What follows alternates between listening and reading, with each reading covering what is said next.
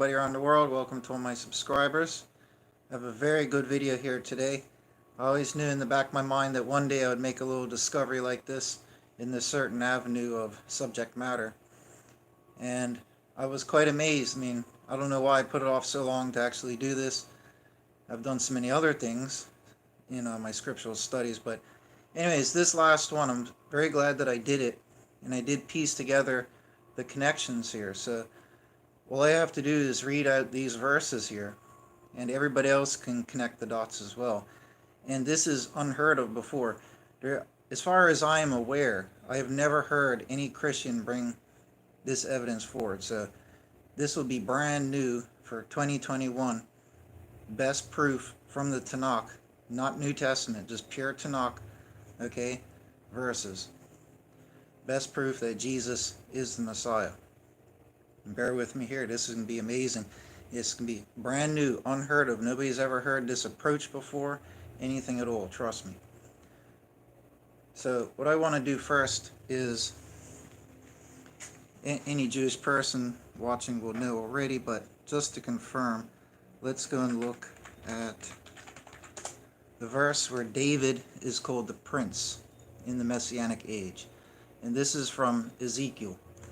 Okay, in Ezekiel 34:24 it says, "And I, Hashem, I am their God, and my servant David, prince, in their midst. I, Hashem, have spoken." And then in Ezekiel 37:25 it also says again, "And David, my servant, is their prince to the age." And this is talking about the Messianic time. So, like I already said, any Jewish person watching knows this already. And this video here really is for the Jewish people, for Israel and all that, not really just for Christians. It's not really for Christians at all, but Christians will benefit from learning these things. So anyways, the Messiah is David, and David is the prince. Okay, Messiah ben David, Mashiach ben David. So now that we know that Messiah, we know the Messiah is a king. He's a king to us, but unto God, who is the greater king, he is the prince. Okay, and we know that in the final Messianic times, we know from Zechariah, I'm not going to open that one up, save some time, but we know in Zechariah's prophecy it says that God will be here with Messiah in the end times, if you want to call it that. Okay, so what we can confirm logically is that the Messiah, even though he's a king to us, he is the prince. That is the title given to him by God. So he is a prince. And we have to remember that little factoid. Okay, he is a prince. Now, I just want to go over to, and bear with me here, okay, bear with me. This does not hinge on Isaiah, trust me. But if we go over to Isaiah 9, which every Jewish person is familiar with, and they're all going to say this isn't about Messiah, just bear with me here. In Isaiah chapter 9, and we go look around verse 6, okay, where it says, "For a child has been born to us, a son has been given to us, and the princely power is on his shoulder, and he does call his name Wonderful, Counselor, Mighty Warrior," depending on how you read it, "Eternal Ruler, and Prince of Peace." Okay, and to the increase of the princely power and of peace there is no end, on the throne of David and on his kingdom, to establish it, to support it in judgment and in righteousness, henceforth even unto the age. The zeal of Hashem of hosts does this. So I'm not here to focus on what most Christians would, where they fuss over El Gibor, El Gibor, excuse me, the throat's dry, El Gibor, or the Father of Eternity mistranslation. I don't even have to look at those. What I want to focus on here is the terminology of prince, and more importantly, the description of this prince's kingdom. Okay? Now, a king doesn't have princely power. A prince has princely power, right? So it's describing a prince here. And it, no matter who it is, it says that, excuse me, it says that the prince is a son. Okay? So how does it describe his kingdom, right? It says, "To the increase of the princely power and of peace, there is no end." When there is no end to something, it's eternal. So it's a kingdom of eternal power and peace. Okay, on the throne of David. Now, how many other kingdoms on the throne of David have eternal peace and power to them, right? It's only the Messiah is one. Okay, and to establish it, to support in judgment and in righteousness, henceforth, even unto the age. So, I believe personally that this is about Messiah, not because of the El Gabor or any of that, but because of the description of the kingdom. Okay? Purely on that alone. Because it matches the description in the other messianic verses that Judaism provides as messianic verses. Okay? The very verses they use to disprove Jesus, where the verses say, it would be an eternal kingdom of power and peace. Okay? And they say we never got that with Jesus. Right? Those verses. The same type of terminology is used here. So I say it's fair to believe that this chapter in Isaiah is talking about the Messiah. We don't have to fuss over El Gabor, mighty warrior, or any of those terms, just the princely terms, okay, and the description of the kingdom. Now, this is where I'm going to start to connect the dots, because if I didn't have further dots to connect here, this would just be an opinion of mine, okay? How could I give further supportive evidence that this is about the Messiah? And if it is about the Messiah, I'm going to show you a connection here that is profound, okay? So, what we would do next is go over to Daniel. We go to Daniel chapter 7, I believe it is.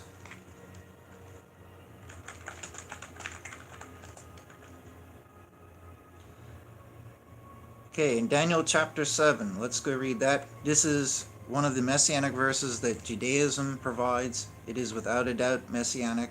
So let's go read this and hear the description of the kingdom of this one who is the Messiah. Okay? It says here, which verse is it?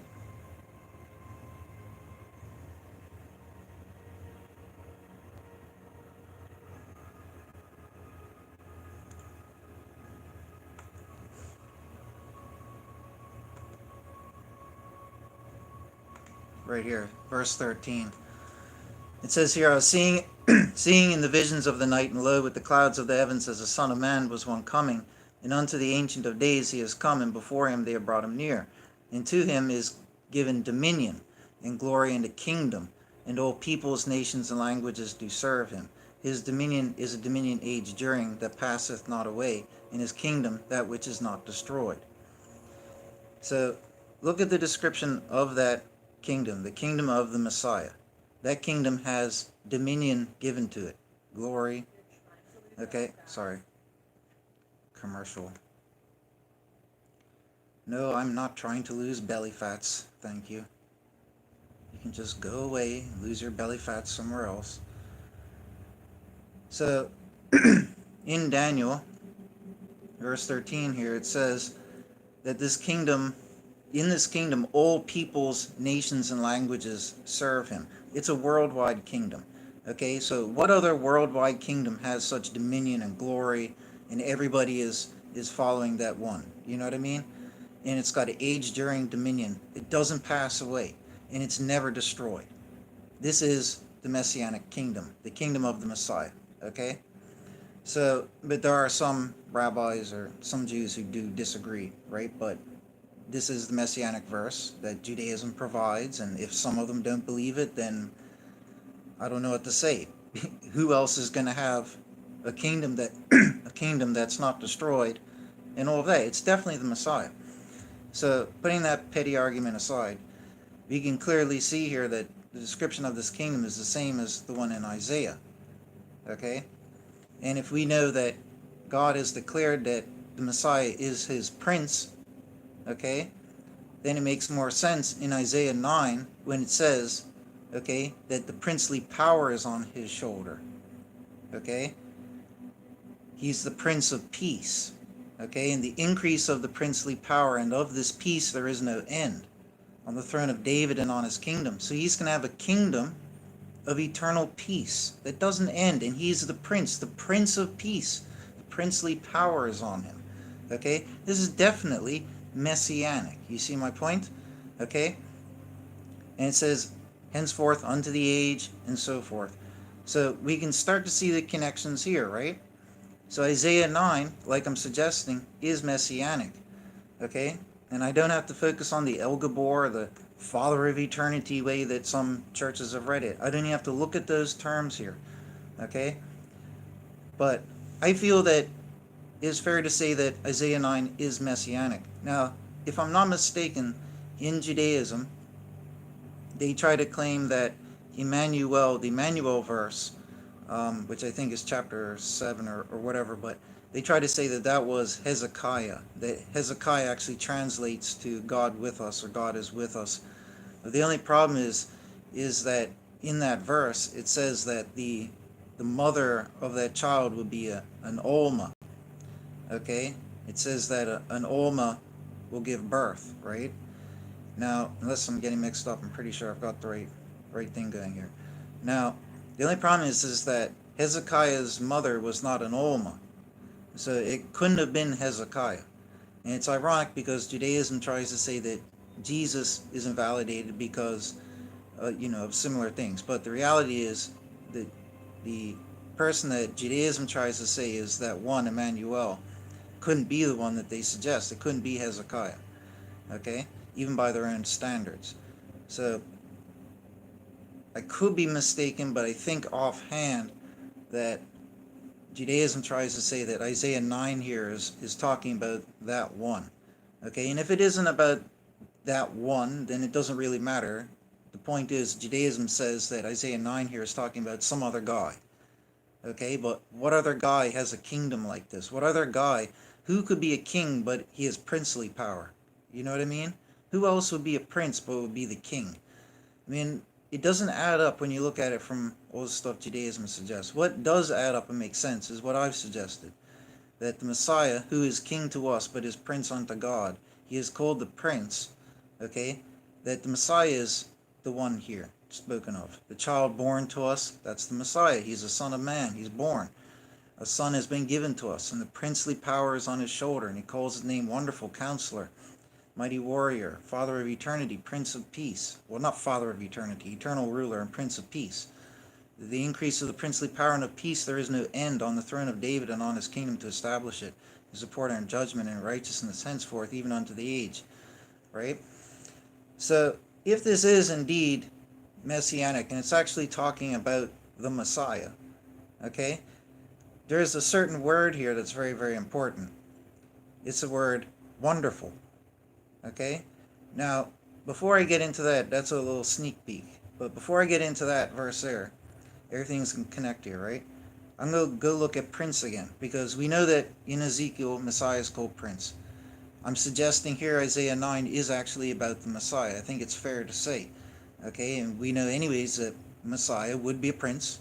I mean, whether it is or not isn't a big deal. It comes down to the word wonderful. That's why I want it to be a big deal, right? But technically speaking, we don't need Isaiah 9 to know that the Messiah would be prince, that he would have princely power. That's only common sense. It's obvious he'd be called Prince of Peace because he's going to have a kingdom of peace, right? So everything fits, right? But if we go and look elsewhere in the Tanakh for a description of prince like that, okay? If we go and look in Joshua 5, okay? Joshua meets a great messenger, a great celestial messenger of God. And it says here in verse 13, And it cometh to pass, in Joshua's being by Jericho, that he lifteth up his eyes, and looketh, and lo, one standing over against him, and his drawn sword in hand. And Joshua goeth unto him, and saith to him, Art thou for us, or for our adversaries? And he, the angel, says, No, for I am prince of Hashem's host. Now I have come. And Joshua falleth on his face to the earth, and does obeisance, and saith to him, What is my Lord speaking unto his servant? And the prince of Hashem's host saith unto Joshua, Cast off thy shoe from off thy foot, for the place on which thou art standing is holy. And Joshua does so. Now, most people breeze over this verse here, and I'm sure Judaism would just claim, oh, it's just an angel. But let's look at the key terms here. Nowhere else in the whole Tanakh, okay, are these terms used, where it says Prince of the Host. Well, there is one other occurrence, but I'm about to mention it. But nowhere else in the Tanakh are these terms used. So this is really the only place where it talks about or mentions the prince of God's host. Okay, what does that mean? God has his host in the heavens. There's countless, probably dozens of verses in the Tanakh that talk about the host that inhabit the heavens. They bow to God, they serve God, they sing praises to God. Okay, this one here in Joshua 5 is the prince of all of them. Okay, he's like the ruler of all those hosts. And Joshua has met him. And this angel is so powerful and of such status that Joshua has been compelled to give him a very profound and divine obeisance, putting his face down to the earth like you would do for God, right? I'm not trying to say the angel is God, but I'm just saying it, profound obeisance, to a divine status in a sense, right? Where he goes down face first to the earth, okay? And all of that. He calls him my Lord, okay? And the angel calls him his servant, okay? This is no mere regular angel, okay? It's the prince of the host. Keyword, prince. Okay, now all by itself, that's meaningless. I couldn't make a connection between the prince of the host and to the Messiah. But when you're looking at keywords here, prince, like I said, and we go back and we look in Isaiah 9, where it says that this one, the child who is born, be called Prince of Peace, and have this princely power, and install this princely kingdom and everything, right? Now, these are loose connections, but how can I connect them all? Check this out here, right? If we go over to Judges 13, verse 17, we see another example of when an angel has been introduced to one of the patriarchs, right? And it says, Manoah saith unto the messenger of Hashem, what is thy name? When thy words come to pass, then we have honored thee. And the messenger of Hashem saith to him, why is this thou dost ask for my name? And my name is Wonderful. And I double checked. This is the only place, I looked for all the occurrences of the term wonderful and I read them all. This is the only place right here and Isaiah 9, where a name is given to somebody or some being and the name is wonderful. That means something. Okay? That means something. Now, this angel who's arrived here has the title, the name Wonderful. If we go to Isaiah 9, it says, the child has been born to us, the son has been given to us, and the princely power is on his shoulder, and he does call his name Wonderful.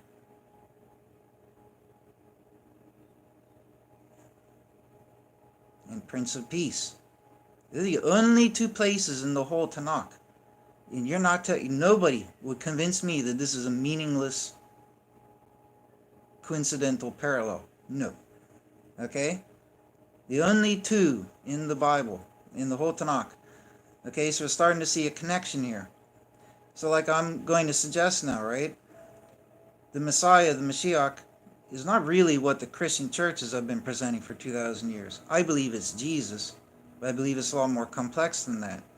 I believe Qumran Scroll 11Q13, where the ancient Jews who lived 100, 200 years before Jesus ever walked the earth, they wrote their Jewish understanding, and they were not Essenes. It's been proven by scholars now. Okay?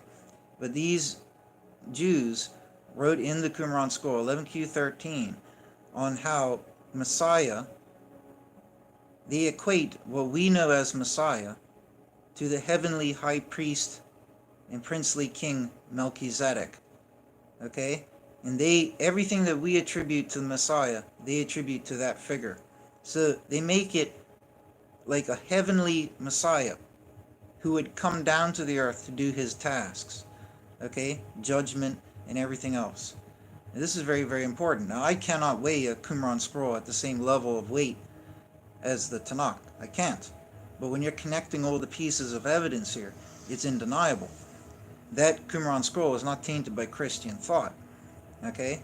Now, it is from my Christian perspective, and it's also from the text in the New Testament, where Jesus says, I'm not from this world, I'm from above. Now I go back unto my Father, I go back above, and all of that there. There's quite a few verses that detail that.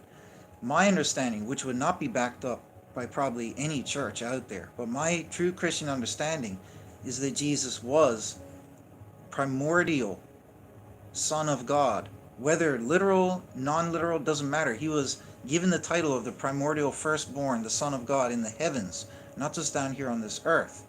And he has had a hand with God in facilitating the management of the universes since whatever time it began for him. But he's got that office of stature, okay? And because he is the prince, his title is the Son unto God, he is the prince unto God. So he's just like how a prince helps run the kingdom for the father, for his father, the king. It's the same with this one. That's how I understand it. So if he was destined to help govern this world and be the prince for this world, when the time had culminated and it was time for the eternal kingdom, because once the temporary kingdom's done with, there's going to be an eternal kingdom. Eternity is going to be stretching off immeasurable. The temporary kingdom is going to be a dot that's just going to fade away into memory, and just people forget about it, so it's meaningless. Okay, we know that the prince is going to be the eternal ruler on this kingdom under God.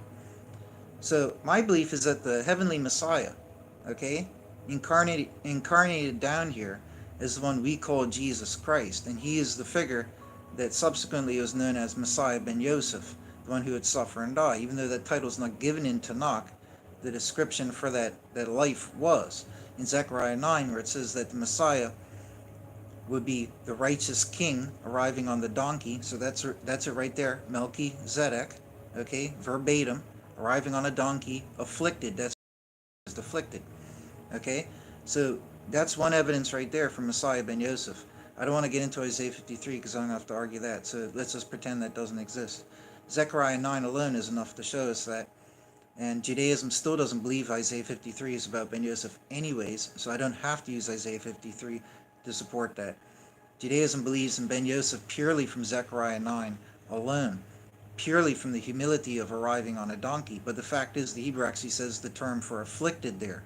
Okay, so we know from this, let me summarize everything, right? So the one that we call Jesus was that one, Messiah ben Yosef, who arrived on a donkey, lowly and afflicted. Okay, but he was really just an incarnation of his higher self, who is the Ben David, okay, the prince unto God, the primordial Son of God, okay, who's in charge of all creation under God. Now, why would he come here and incarnate and suffer and die? That's for another time to discuss, but all I can say is most likely, to sum it up, a legal requirement that he had to undergo in order to be worthy and to prove himself. Okay, he'd have to undergo temptation from the dark forces or whatever you want to, the evil inclination, however you want to view it, doesn't matter. He'd have to prove himself in every way, shape, or form, and not just stick his hand up in class and say, I want to be the Messiah. You know what I mean? It's also just not a genetic lottery like, hey, out pops a baby, I guess he's going to be the Jewish Messiah. Okay, it's a little more special than that. So that's just my belief. Okay, Messiah was the heavenly one. He incarnated down here for whatever purpose. That's for another time to argue about. He came 2,000 years early because the prophecy of Malachi said that God was going to come and smite the land, and before he came to smite Israel, he would send Elijah and Messiah. Well, we got that with John and Jesus. John was the reincarnation of Elijah, as Jesus identified. After Jesus died, Jesus had no control over things after his death. After he died, his own prophecies came true. The prophecies of Daniel came true. Israel was smitten by God. And they went into the longest exile that they have ever had. Ever. Times 4. You take the 500-year exile, times that by 4. That's what they've had now. Okay? So before God came and utterly smote the land, he would send Elijah and Messiah. So Israel was smote, the greatest smiting ever. And you tell me, where was Elijah and Messiah? It was John and Jesus. Okay? That is one of the primary reasons that Jesus, the guy we call Jesus, arrived when he did before the time. It wasn't just for fun. It wasn't just, hey, let me pick a random time to come. It was, I know that Israel is going to be destroyed. I, Jesus, will give prophecy to it before I die. Okay, promising everybody, after I die, this and that's going to happen. Okay, and it all came to pass. Okay, so when we factor all this together, right, we see in Judges 5, the prince of the host, to which Joshua does a great obeisance to. Okay, great obeisance unto him. Most importantly, it's not the obeisance, it's he is prince of the host.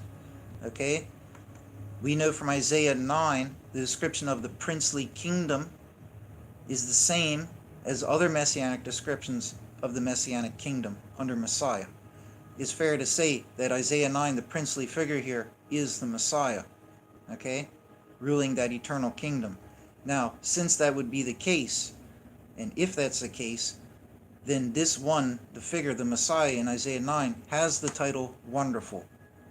If that is the case, over in Judges 13, the only other figure in the Bible to be given the title of Wonderful is the messenger of Hashem. You can piece together the connections here, right? In Daniel 8, how does the Messiah come? He comes down from the heavens. Sorry, in Daniel 7, he comes down from the heavens, does he not? Backs up everything that I said here. Now, Judaism does not use the following verses from Daniel 8 to be about the Messiah. But in light of everything I just said, let's throw in these ones here. Because there's very few terms in the Bible that use prince or princely and stuff like that in these such ways. In Daniel 8, verse 11, it's talking about the evil king. And it says, "Unto the prince of the host, this evil king exerteth itself, and by it taken away has been the continual sacrifice, and thrown down the base of his sanctuary. And the host is given up, the continual sacrifice through transgression, and it throweth down truth to the earth, and it has worked and prospered." The prince of the host. Gee, where do we know that term from? Joshua 5, like I already read. So this evil king would exert himself against the prince, the heavenly prince of the host, really. Judaism doesn't talk about that. But we know this is a fact from the Tanakh verses here. So an earthly king would exert himself against the prince of all of God's host. Now how and why would that ever happen?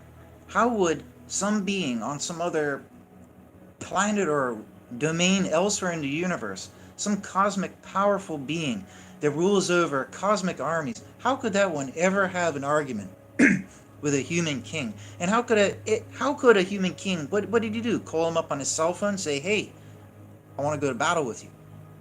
How would the interaction even happen? I'll tell you one reasonable way it could happen. If the prince of the host was the Messiah, like I've been saying, and the Messiah had come down to the earth, which is what Christians have been saying this whole time about Daniel's prophecy here. So if that prince of the host was the Messiah, the heavenly high priest and king of Melchizedek order, you can call him Melchizedek because it just means righteous king.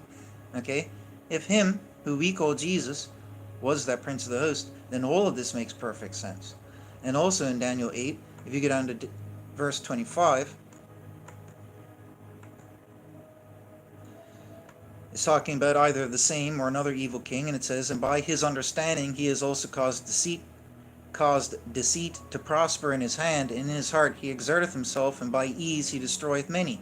And against the prince of princes he standeth, and without hand he is broken." So you tell me, Judaism could only say, "Oh, prince of princes, that's just nobody important, just the guy." You know what I mean? Like where it says the Messiah is cut off, they say, "Oh, but it's not Messiah, it's just a guy. Some king, some priest, some prophet, just some guy, nothing important." You know what I mean? And that's what they do with this here. Prince of princes, oh, it's just a guy. But it wasn't. What if the Messiah, who we know is the prince, God told us in Ezekiel, he is the prince. What if he is the one who has the princely power from Isaiah 9? What if he is the one who is the Prince of Peace from Isaiah 9? What if he is the one who is the Prince of the Host from Joshua 5? What if he is also therefore the same one, Judges 13, the messenger of Hashem, who is going through Israel to aid them, which is what Christianity has always said, because the New Testament says it. Like Paul said, Jesus has suffered many times from the foundation of this world, but now once as Jesus, this will be the last one. Christian churches don't cover that verse because it goes against churches don't believe in reincarnation. Even though they teach incarnation, they don't believe in reincarnation. What's the difference? It's the same thing, right? I have been called a heretic for saying stuff like this by Christians. The fact is, the New Testament says this. How could Jesus have been here thousands of years ago? How could he have been suffering or doing things for anybody? How would that even be possible? It's only possible if he came from above, and if he wasn't a nobody from above, he was a very big, powerful figure. He was a primordial Son of God. Okay? So there you go. Those are all the connections here. Everything's connected. It all makes absolute perfect sense, if you ask me. Absolute perfect sense. So I think it would be very hard for anybody to shoot this down. Oh, it gets even better. Christianity famously in the New Testament quotes Psalm 118 and calls Jesus the cornerstone, right? But check this out. This is how I know I'm right. In Psalm 118, verse 22, it says, "A stone the builders refused," being Jesus, "has become head of a corner," means he rebuilt the temple. Like Jesus said, right? The temple of the body. He resurrected the body. The body of Ben David is the great temple. Okay? It was rebuilt. There's a verse in the New Testament where Jesus says this. But anyways, Psalm 118:22, listen to this. "A stone the builders refused has become head of a corner. From Hashem has this been. It is wonderful in our eyes." This is the day Hashem has made. We rejoice and are glad in it. Now you tell me, is that a coincidence? It literally, let's look at this verbatim. "A stone the builders refused." That is the subject. A stone the builders refused. The action is, has become head of a corner. From Hashem has this been. It is wonderful in our eyes. What is wonderful in our eyes? The stone that the builders refused. It is wonderful. The subject of it is the stone that was refused. So the name, the title given to that stone is Wonderful. The only other places, the one called Wonderful is the messenger called Wonderful in Judges 13, who is obviously the same messenger who is the Messiah in Isaiah 9. Okay? And does call his name Wonderful. That is not a coincidence. And I've, to my entire life, I've never heard one Christian even teach these things. I don't think they'd even have the capacity to even come close to these things. So I would love to see what a rabbi would have to say to this. I really would love to see it. I think you'd have a very, very hard time here trying to shoot this down. And I've heard rabbis, more than one rabbi, say before, respected rabbis, say that it is not against the law, okay, for Messiah to be an angel. It's not against the law. It would be kosher to the law, if you want to call it that, okay? They don't think it'll be that, but it wouldn't violate the laws. So hey, I'll end on this. What if he was? What if Messiah was? And not just any old angel, but the chief big one. How about that? So anyways, folks, I think the dots have connected here. So anyways, God bless you all. I would really love to see what a rabbi has to say to this. How could you prove me wrong, right? If Messiah could be, you know what I mean? I would love to hear it. So anyways, God bless you all, folks.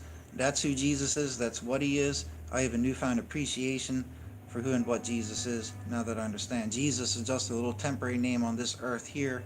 You know what I mean? A life that he probably wants to forget. Full of misery and suffering, but purpose though. Okay? So the more important thing is, who was he before and who is he after? Who is he in between? Not just at that one time. Right? He is the primordial Son of God who's always been Prince.